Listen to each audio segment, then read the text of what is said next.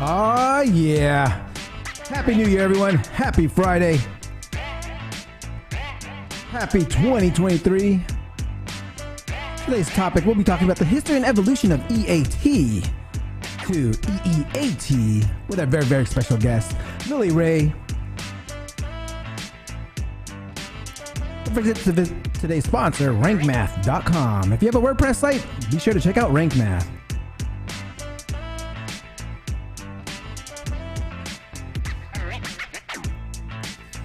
Riches in the niches. What's up?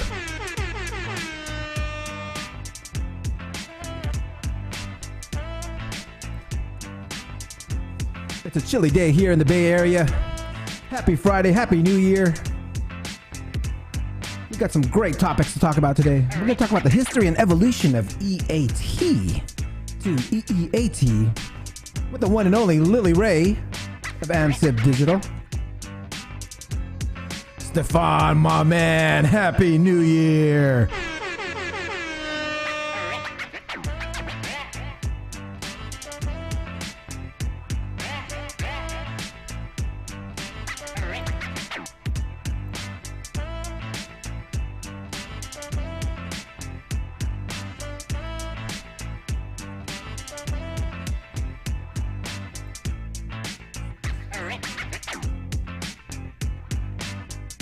Kobe, my man, Happy New Year, bro.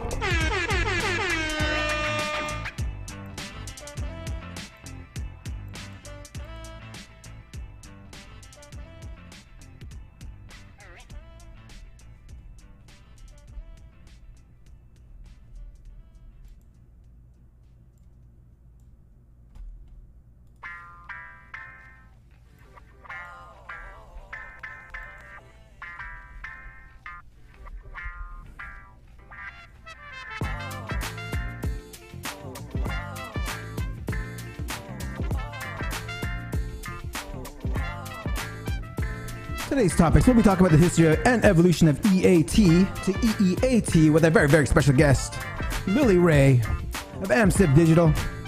Don't forget to visit today's sponsor, rankmath.com. If you have a WordPress plugin, a WordPress site, be sure to check out RankMath. Hobby, my man, SEO hobby expert for Espanol.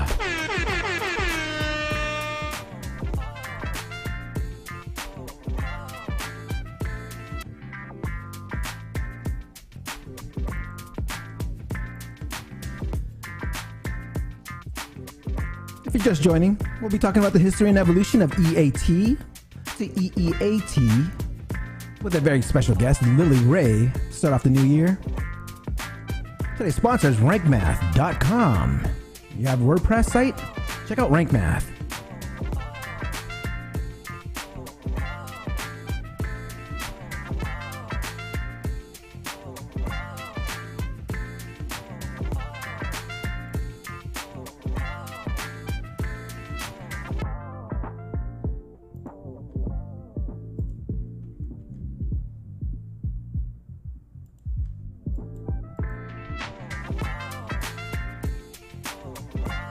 We got about 6 more minutes to go. Don't forget to put your shouts out in the live chat. Let me know where you're watching from. Let me know any New Year's resolutions you got going. Lucy, hi Lily. I'm still waiting for Lily to come in the back. What's everyone doing for SEO in 2023? What are you gonna be focusing on? Let me know in the live chat.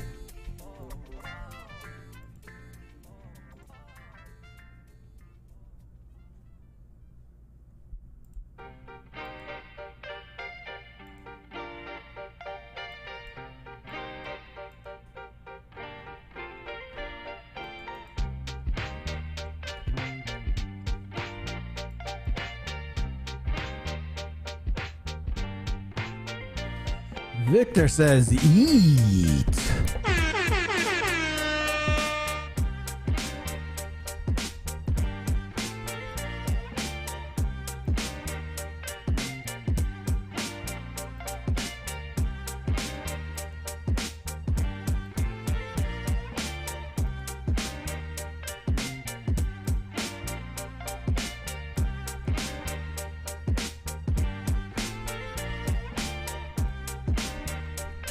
Today's topics, we'll be talking about the history and evolution of EAT to EEAT with a very special guest, Lily Ray of AmSiv Digital.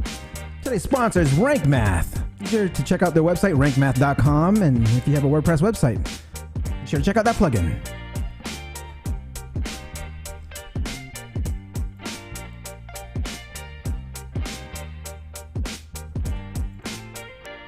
Oh, I see Lily in the background. Lily, how you doing? Can you hear me okay? Good, how are you about that? Okay.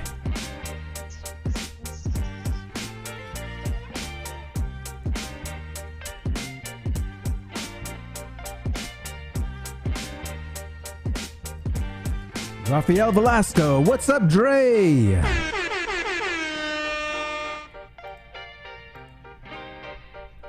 Ernesto, what's up, Dre and Lily? Happy New Year! All right, Lily, you can hear me okay? So everything's good? Yep. All right. Can you hear me? Yep, look good, sound good, love it. Are you at the office or at home? Is this back in the Bay Area? I am in Argentina. Oh, Argentina.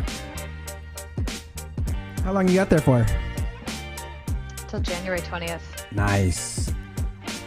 Did you visit family back in the Bay for the holidays? I haven't been to the Bay in a minute, no. I have a lot of family in New York, though, so that's good. All right, so it's same format, or maybe it's same format. You know, you guys, if you didn't know, Lily was one of my very first guests here on the SEO Video Show over 2 years ago, episode number 10. So this is episode number 122 or 23 now. Wow. Thank you for coming back for round 2. Of course, thanks for having me. All right, guys. So I'm going to go over like a few like videos in the very beginning, you know, just from some videos I found, and then I'll introduce you in about 8 minutes in. And just right now, everyone's just saying hi in the live chat. Oh yeah. Today's topics, we'll be talking about the history and evolution of EAT to EEAT with a very, very special guest, Lily Ray. Today's sponsor is Rank Math. Be sure to check out their website if you have a WordPress site, rankmath.com.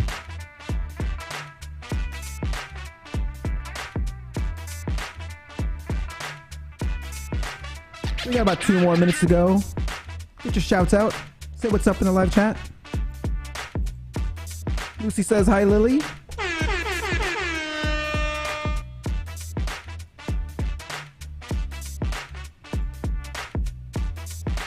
Carol, Happy New Year and hello from Seattle, Washington. Hello, Carol.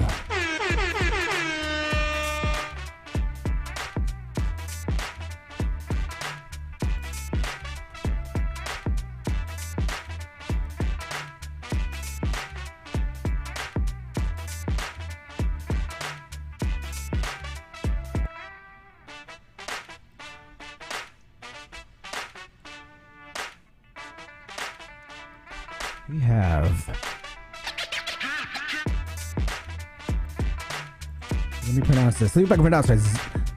Zilvinas, Barkus. Sorry. Hi from Lithuania. Daily Coin here. Hello.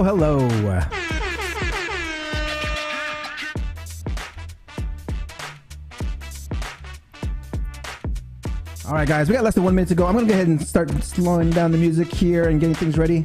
And I'll see you guys on the other side.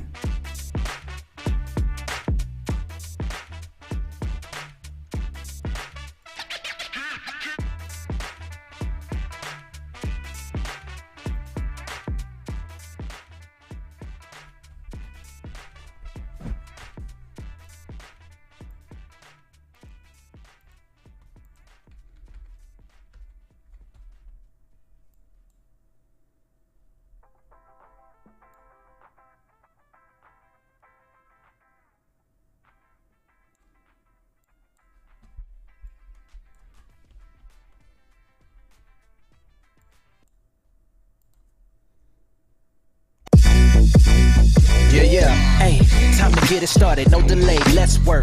Wanna see you be an SEO expert. Paul Andre De Vera, steady dropping knowledge. Over 15 years in the game, so he knows all about it. Master the art of SEO, you will be amazed. Time to get your brand off page to on page. Dropping knowledge, legendary for sure. Whether you're just getting started or self-employed entrepreneur. Yeah, let's go. Subscribe to the SEO video show.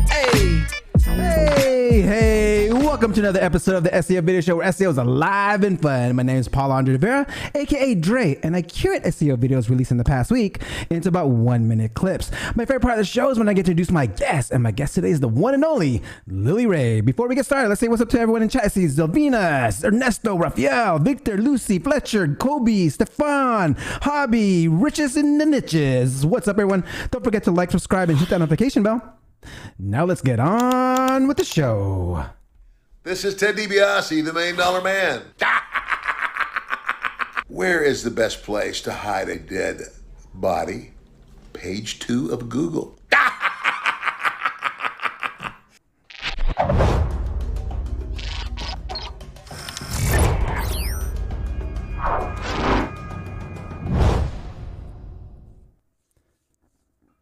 First up with Google. Google removed the 110 character limit for the headline property in the article structured data documentation.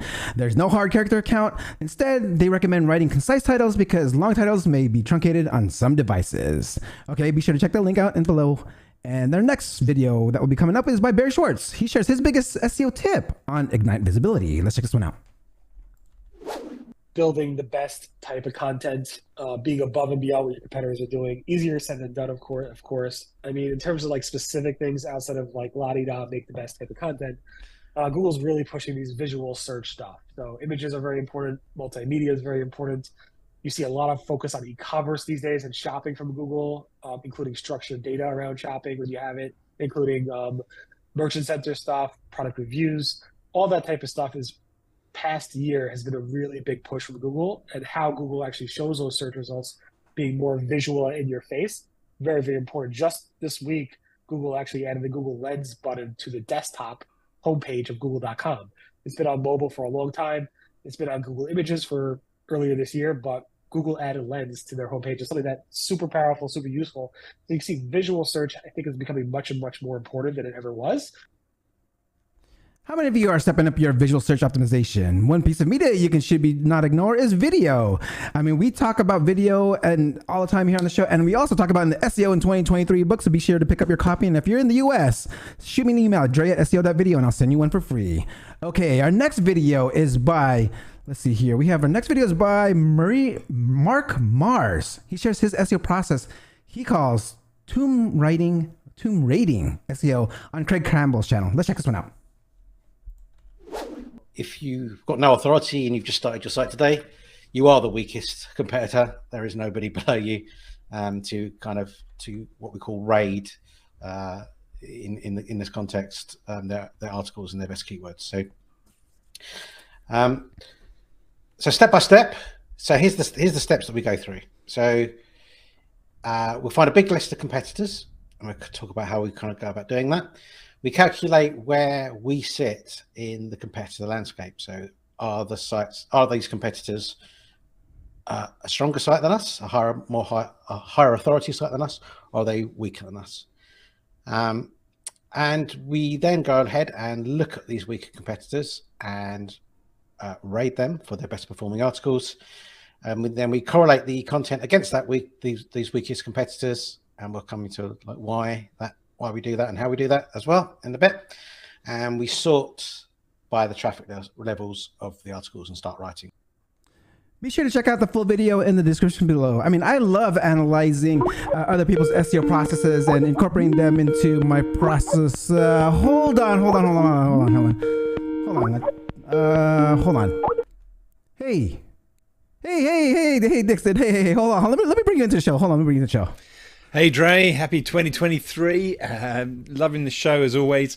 I just wanted to pop in, if that's okay, and tell you what we've done with Chat GPT. I know you're going to be all over it. So we've Inlinks just added the ability to improve the input you put into Chat GPT. So if I go into this, an audit of some text around history of semantic search, and we have a content plan, so you could sort of write all of these different sections if you wanted to get the ideal content. But we can introduce this little button here, this Chat GPT prompt, and what it does is it kind of summarizes exactly what you want to ask ChatGPT to come up with. So rather than, you could just copy all of that and say, right, write all of this all in one go. But we found that if you improve the ChatGPT prompt to tell it exactly what to write about in sections, it gets better. So we just got copy and paste, and you copy and paste that straight into the ChatGPT engine, and that'll just give you the ultimate text for machine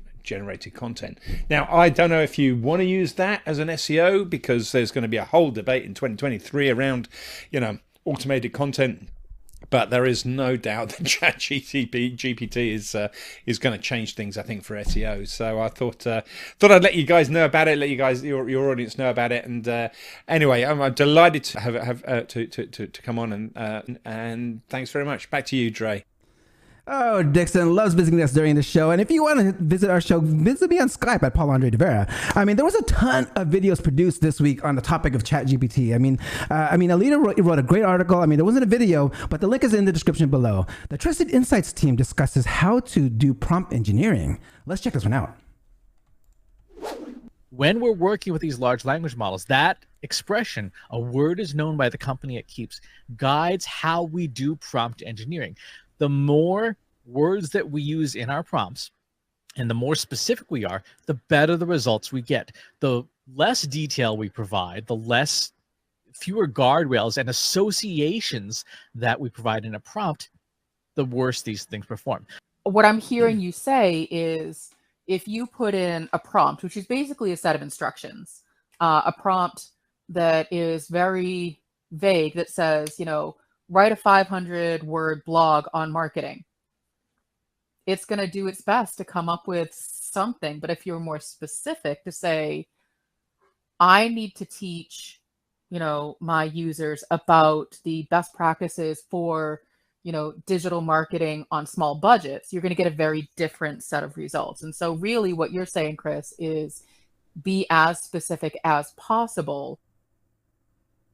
So with all the hype about using AI tools for writing, how do we know what content is made by a human? So Chris Penn actually released another video and shares his insights on how we can figure this out. Let's check it out.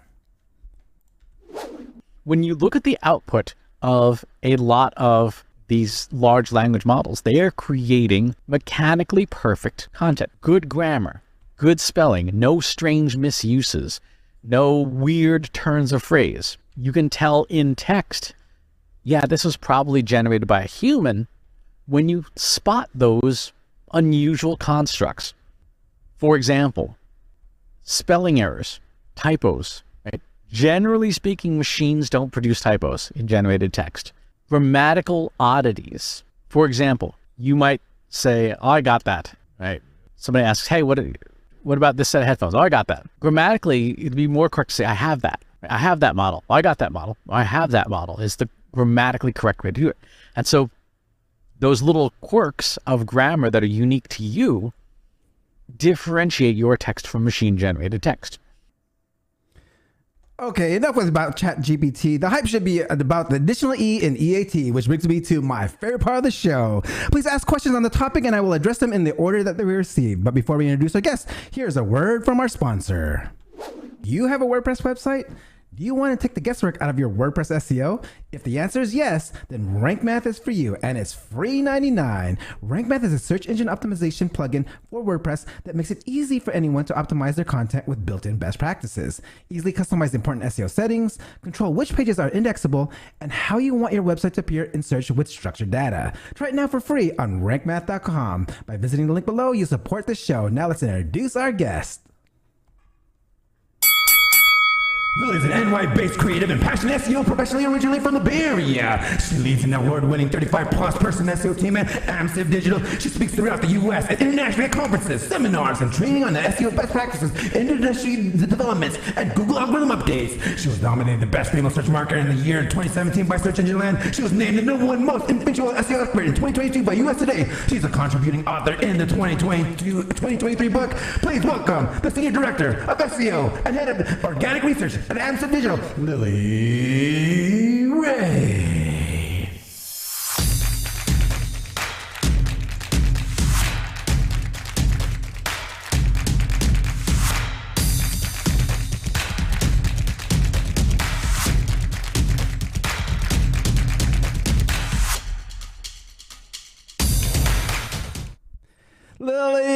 Lily, welcome to the show.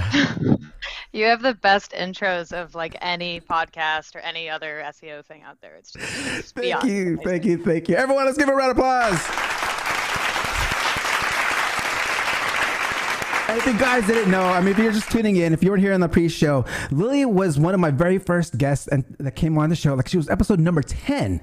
And we are at episode 122. So I want to thank you, Lily, for coming on again. I mean, a lot has happened in 2 years, especially in the world of SEO. And I want to get right into it. If I want to, this is the first question I started asking all my SEO professionals right when they get on. In 1 minute or less, how does Lily get ranking on page 1 of Google? Well, 1 minute or less is pretty hard to summarize everything. But funny enough, there is no page 1 of Google anymore because they introduced infinite scroll on desktop recently. So that's kind of fun. But yeah, that's semantics. The best way to get on page 1 of Google tomorrow is to rank for a keyword that's very esoteric and has no volume or competition. But if you're not doing that, of course, it's query dependent, completely depends what keyword you're going after. For the hard stuff, it's going to take a really long time. For the less competitive keywords, we'll be talking about EEAT today, so that's going to be a big part of it. But of course, links, authority, having a good domain, well-optimized content, good site architecture, good tech SEO, good page speed, all the things add up. So, yeah. Love it. Just made it under 1 minute. Love it. Okay, let's go ahead and rewind this real quick. For those that don't know, take us way back into the time where, how'd you first get into SEO? So I stumbled upon SEO when I was in college. I was really lucky to find a job actually on Craigslist that was digital marketing, social media marketing, and SEO. I had kind of no idea what those things were, but I knew that I liked Facebook and whatever other, Twitter, like whatever other social apps at the time. But my family is like a tech family. So I grew up with a father who's a software engineer. My brother's a web developer. Learned a lot of like HTML and CSS as a kid. So that lended itself nicely to this SEO job. And I fell in love on the spot, decided to not go to grad school. And the rest is history. I've only ever had this career since I was about 19. Love it. So, I mean, you said you fell in love with it. So what part of SEO did you love about SEO?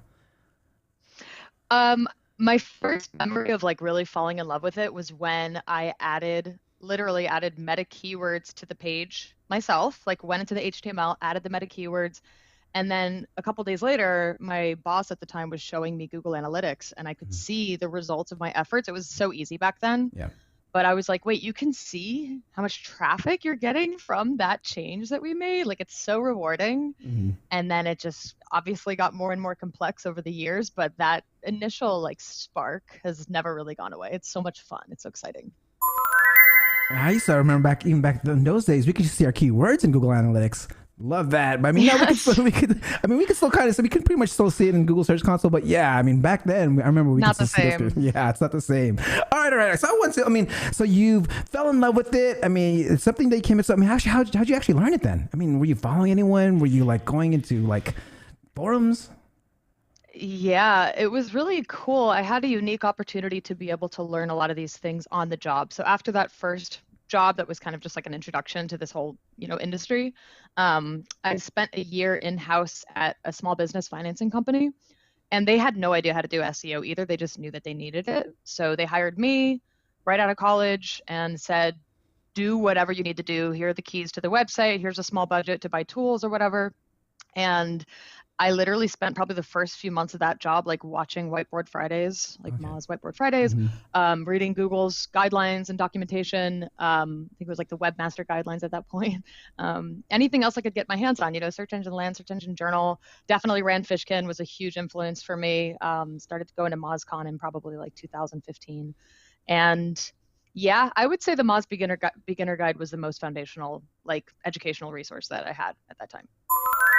Love it, love it. And I believe that research is still out there, guys. You can be sure to check that out. And Whiteboard Fridays, that's still going on today. And you were recently on Whiteboard Fridays, just like this past, maybe was it 2-3 weeks ago?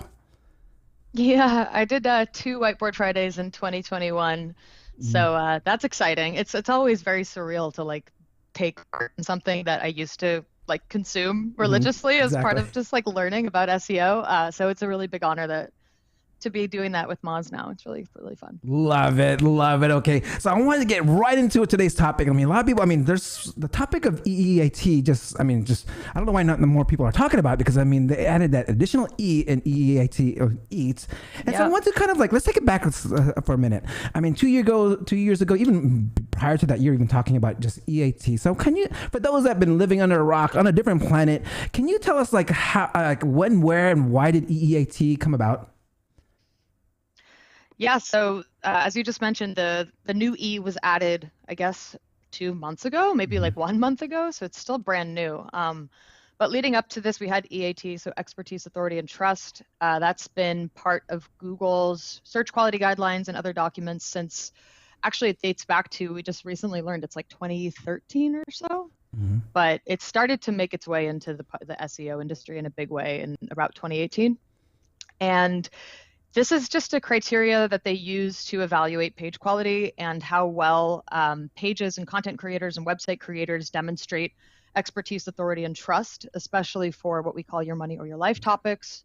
So health, finance, news, politics, anything that can have a detrimental impact on the user's safety or well-being or can cause harm to the user, EAT is much more important. So the new exciting update is that last month, Google adjusted its search quality guidelines to add this new additional E, which stands for experience. And it wasn't very surprising to me, because if you kind of saw the direction that Google's been going in the last year or two, especially with like the product reviews updates, they have been very focused on firsthand experience. And I do think the timing is very interesting because of AI and things like Chat GPT, where those tools can't, by definition, have firsthand experience. So I think that content creation is going to go in a direction where Google is algorithmically understanding what firsthand experience looks like, and that'll enable it to, distinguish content from things that are auto-generated and written by AI.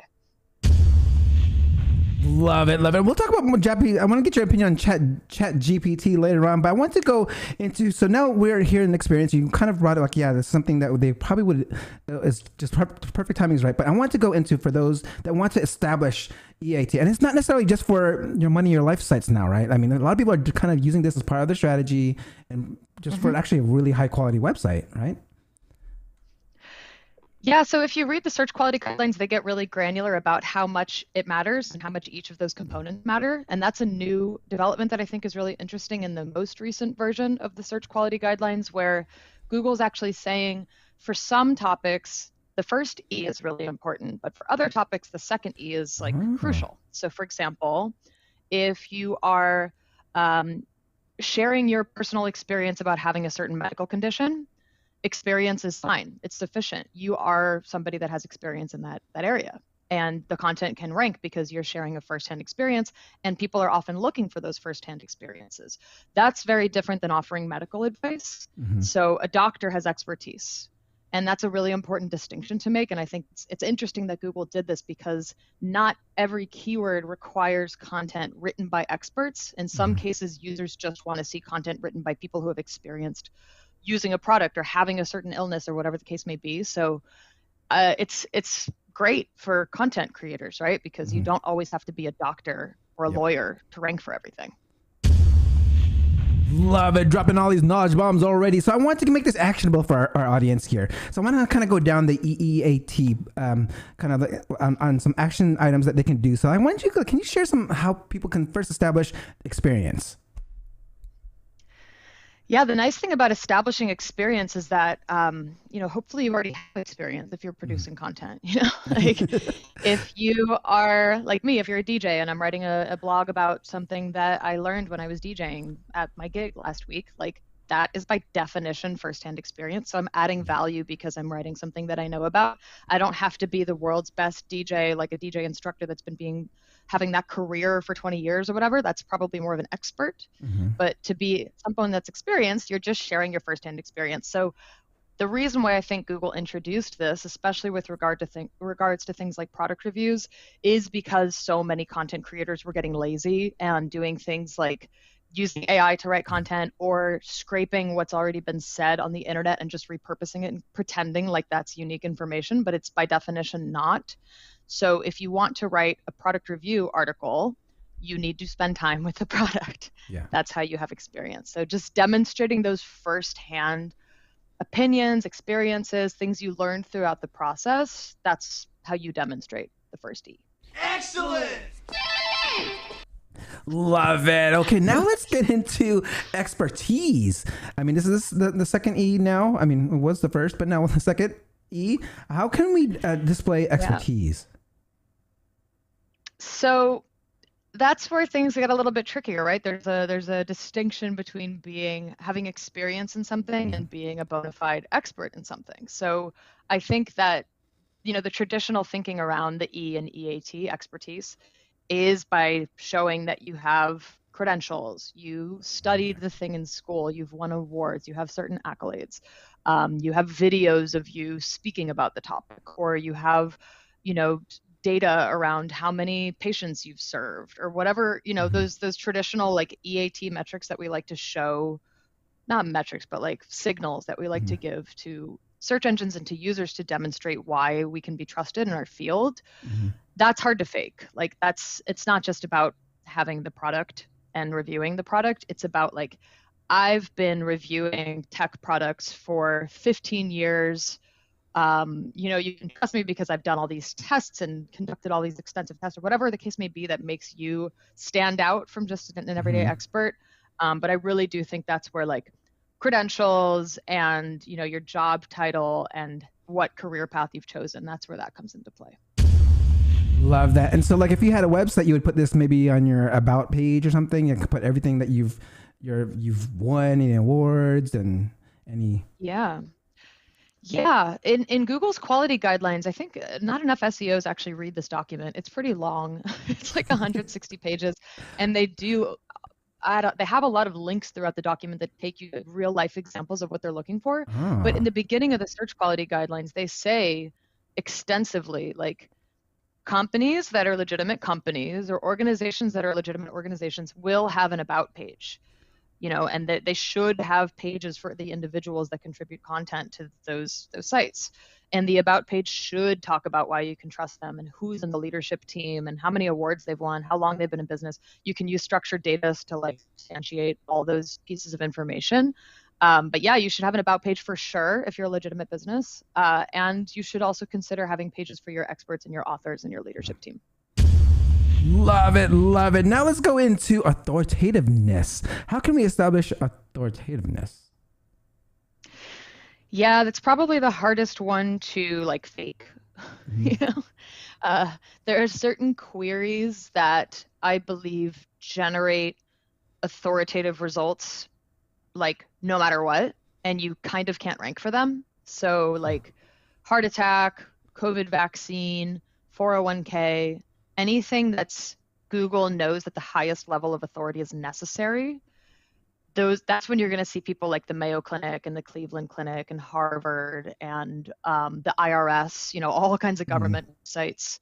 They own those keywords. They are the authorities. They're not ranking number one because they have the best SEO team.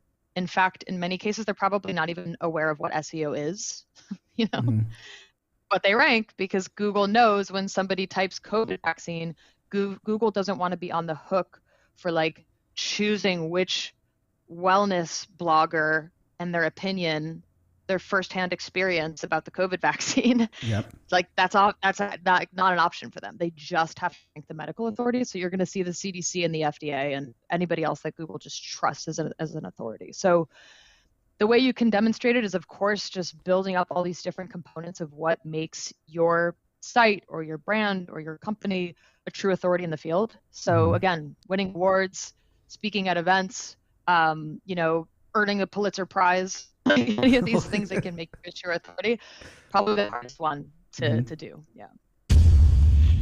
Love it, love it. I mean, the questions are coming in. I'm going to go ahead and ask them once we're done with our little question over here. So I want to go to the last part, which is trustworthiness. So how can someone establish trustworthiness? Yeah, so what's interesting about the new changes to Google's quality guidelines is that they like created this little like diagram of how EEAT is laid out. And they put trust in the middle. And they actually say explicitly, trust is now at the center of the EAT family, or something like that. So all the other elements of EEAT lend themselves to trust. If you have demonstrated experience and that's all that's needed for that query, that will enable the searcher or the quality rater or whoever to feel trust in your content.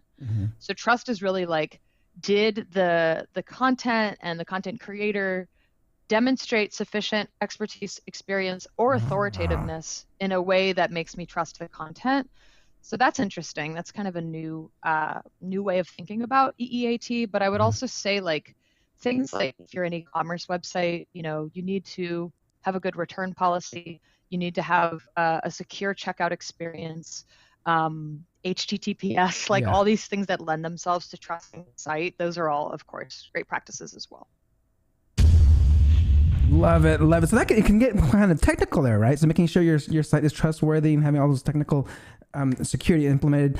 Awesome stuff there. Okay, there's a bunch of questions that came in here. I'm going to start just going down a few of them here to in the order that they came in. He goes, SEO experts, here's kind of like, he's asking, Hobby's asking kind of true or false question. Is SEO experts use images to break up long sections of text on the website to improve EEAT? Is that like true or false?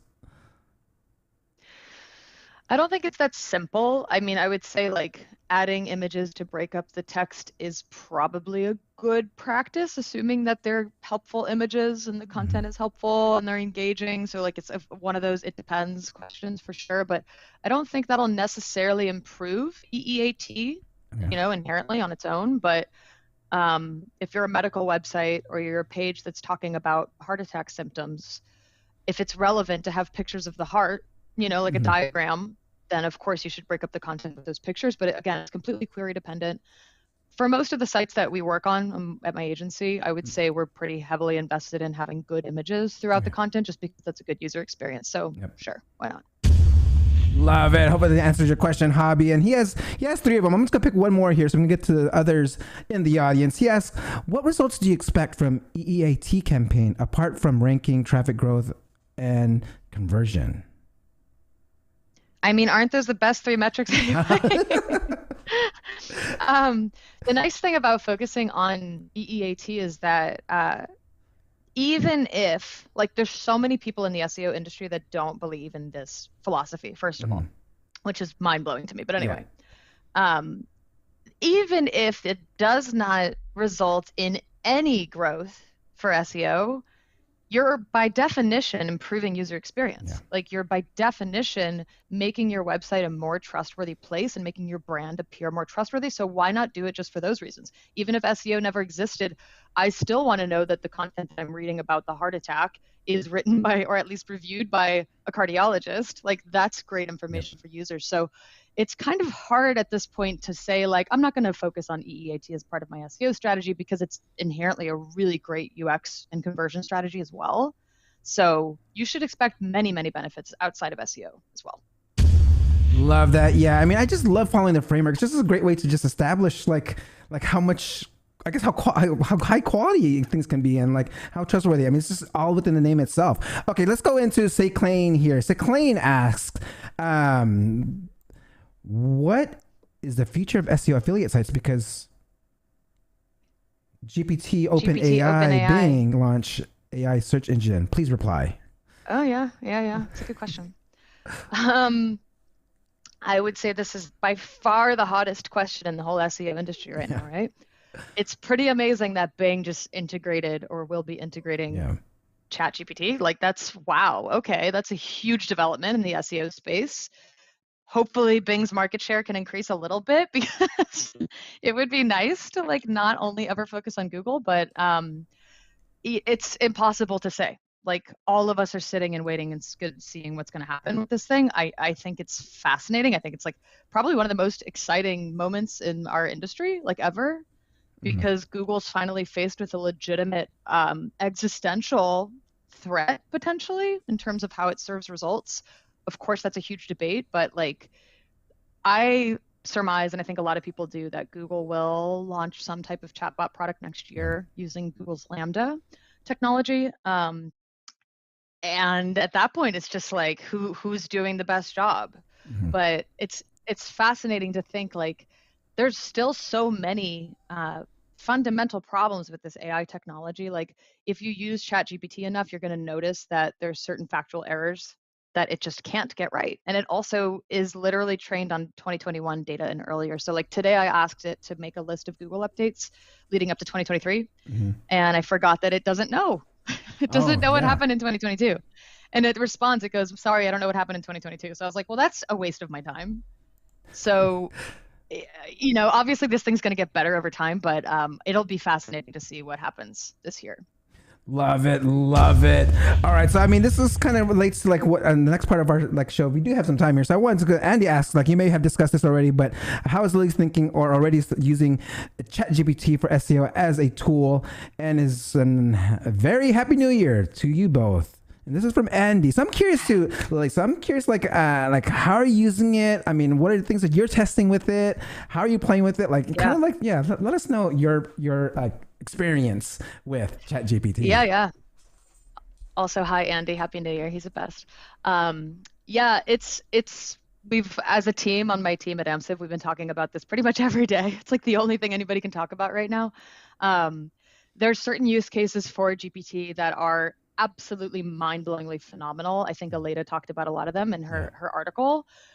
Things like coding, you know, creating JSON LD markup, creating regex commands and robots.txt directives. That for me is such a game changer. Like you can create JSON LD markup about entities without telling GPT anything about those entities. It just knows. So you can say, write book structured data about this book. And it knows all the information. You don't have to write schema anymore. I mean, it's kind of terrible for a lot of these companies that help create schema markup, but that's amazing. For me, you know, creating regex commands that you can use in Search Console or other places is amazing. Creating robots.txt directives, like to say, you know, disallow Googlebot from crawling anything in this folder that contains a number in the URL. And it's like, bloop, like that is so transformational to how we do SEO. So those applications are amazing. And I know a lot of developers are using it for similar features that are just absolutely mind-boggling. But to your point, I think it will be somewhat dangerous. And I think this is why Google in particular has held off on launching any AI product, because Google's very focused on EEAT. So the minute that this thing starts to spread misinformation or fake news, it's a huge liability to Google, and it's for sure already doing that. So we have to see how they manage that. That's a huge risk. Thank you for dropping those knowledge bombs and insights there. So we had Andy says thank you and hello, and we have a question came here by Stefan. Do you think sites will get taken down via manual action for mass generating content through ChatGPT? Great question as well. I don't think that Google will send manual actions for this. I mean, maybe they will, but I doubt it. I think that they will and already have started to integrate all kinds of algorithms, you know, into the core algorithm that identify egregious uses of AI content. And I bet right now they are scrambling to figure out how to identify GPT in particular, because that's the popular one. It's about to become GPT-4. Like, we have to imagine that Google's always one step ahead because they also have this technology. This is not new to them. Like, they have been dealing with this exact, like, the creation of this type of technology for years. So I imagine the core algorithm and things like the helpful content system, not ranking update, but system, are going to work over time to continue to innovate, to understand sites that are using this egregiously. It's not to say that you can't use AI content in certain ways that are very helpful for users, but if you're being lazy and you're auto-generating content exclusively using AI, you're not doing any manual review, you're putting things out there that are not helpful to users, not unique information, I do think that that will affect your rankings across the board, and probably more so during things like core updates. Love that. And we had a question going back to our topic of EEAT. Zelvinus asks, what would you think experience is for news SEO for journalists and reporters? Experience for news SEO and reporters. I mean, if they're writing a firsthand account of something, like reviewing a product, for example, that's experience. But in many cases, I don't know that experience is as important for things like writing news articles, because you're supposed to be objective, right? You're supposed to be kind of writing about something else that's happening that's not your experience.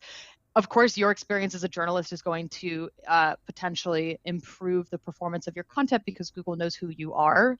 That's another controversial theory that I have and many people have, that Google is getting better and better at understanding individual entities as authors, especially in the news space. I strongly believe this. Like if you type even my name, for example, sometimes you'll see an article carousel on Google that shows recent articles written by me. And they do this for a lot of different news journalists. So I believe that Google's able to say, well, this person generally writes about public schools in New York City. So when they write this new article about New York City schools, because they have experience, expertise, authority, and trust on that topic, their content will potentially get a boost because we know who they are. Yeah. That's just a theory that I have. I know a lot of people have, a lot of people disagree with that, but if you look at the trends of where Google's gone with authorship in the last few years, I really believe that's where they're going. Love it. Love it. Okay, that was the last of the questions I had already in the live chat. So be sure, if you want to ask some questions, ask them now, because I'm going to ask my last question that I always ask all SEO professionals that come on here. And that is, if someone wanted to become an SEO professional like today, what would your advice be to them? So my advice has always been the same for this type of question, which is you have to build something yourself. Build a website, use like Wix or WordPress or something, and just go through that experience out of the gate. Like buy the domain name, set up the site, get hosting, set up an email, do whatever, help your mom with her like flower business or whatever it is. You have to have that type of experience, because then you can know which plugins to use. You can know how to optimize for page speed. You can know how to set up a blog and do internal linking and create anchor links. So all these things that will later serve you in the SEO space, you should know how to do those things firsthand. And of course, like setting up Google Search Console and Google Analytics and understanding how to use those things. So whether it's for someone you know or for yourself, like just set up a site, and then just be careful where you get your advice from, because there's a lot of different like shades of SEO philosophy. And my personal belief, everyone knows where I skew with these things, but the things that make you like money really fast and get you traffic really quickly, and they're kind of like trying to trick the algorithms, generally crash and burn. If not now, maybe later. So if you're willing to take those risks, go for it. But if you're trying to build a legitimate brand that will stand the test of time, I would not recommend doing those types of tactics.